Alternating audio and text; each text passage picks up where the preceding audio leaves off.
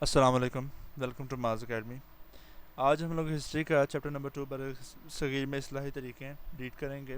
پہلا ٹاپک ہے 1857 کی جنگ آزادی کے بعد مسلمانوں کے سماجی و اقتصادی حالات۔ اگرچہ مسلمانوں، ہندوؤں، سکھوں اور دیگر ہندوستانیوں نے جنگ آزادی میں حصہ لیا تھا، لیکن مسلمانوں کو انگریزوں کے خلاف باغی قرار دیا گیا۔ باغی وہ ہوتے ہیں جو کہ بغاوت کرتے ہیں۔ اس لیے برطانوی حکومت مسلمانوں کو نقصان پہنچانے کی کوشش کر رہی تھی تاکہ وہ اپنی حیثیت کو بحال نہ کر سکیں۔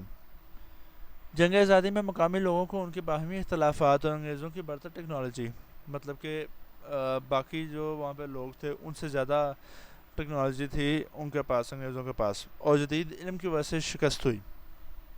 برتر مطلب زیادہ۔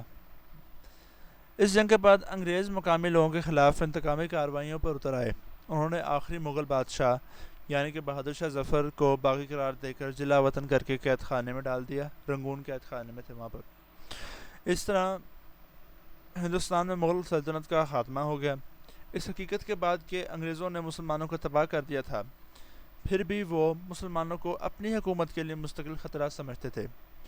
انہوں نے سماجی، معاشی، سیاسی اور تعلیمی میدانوں میں مسلمانوں کی پوزیشن کو خراب کرنے کی کوشش کی۔ 1857 کے بعد مسلمانوں کی حالت کا تفصیلی جائزہ درج ذیل ہے۔ مسلمانوں کے لیے کم نوکریاں، rare job for the Muslims. 19ویں صدی عیسوی کے آخر تک برطانوی حکومت نے مسلمانوں کے خلاف ہر قدم اٹھایا۔ اصل مقصد مسلمانوں کو ہر میدان میں دبانا تھا تاکہ وہ آئندہ برطانوی حکومت کے خلاف کھڑے نہ ہو سکیں۔ زرعی زمینوں سے مسلمانوں کی بے دخلی۔ زراعت گزشتہ کئی صدیوں سے مسلمانوں کی آمدنی کا ایک اور ذریعہ تھی۔ زیادہ تر مسلمان زرعی زمینوں پر کام کرتے تھے۔ برطانوی حکومت نے مسلمانوں کو زرعی زمینوں سے بے دخل کر کے انہیں ضبط کر لیا۔ اس طرح زمیندار اور کھیتوں میں کام کرنے والے مزدور دونوں ہی مصیبت کا شکار ہو گئے۔ تعلیمی پسماندگی، ایجوکیشنل بیکورڈنیس۔ مسلمانوں کے بیشتر ادارے بند ہو گئے۔ مسلمان جو کہ باقی ماندہ مسلم تعلیمی اداروں سے پڑھے تھے کوئی مناسب نوکریاں حاصل نہ کر سکے۔ مذہبی جماعتوں کے لیے یہ ایک بڑا جھٹکا تھا۔ فارسی کی جگہ انگریزی بطور سرکاری زبان رائج کی گئی تھی۔ برطانوی حکومت نے فارسی کی جگہ انگریزی کو سرکاری زبان قرار دے دیا۔ ہندوؤں نے اس کی مخالفت نہیں کی اور اسے قبول کر لیا، لیکن مسلمانوں کو اس تبدیلی سے بہت بڑا صدمہ پہنچا، کیونکہ اس کا مطلب صرف زبان کی تبدیلی نہیں بلکہ اسلامی ثقافت اور تہذیب کی تبدیلی تھی۔ جنگ آزادی کے بعد سماجی، اقتصادی اور تعلیمی شعبوں میں مسلمانوں کی حالت بڑی مایوس کن تھی۔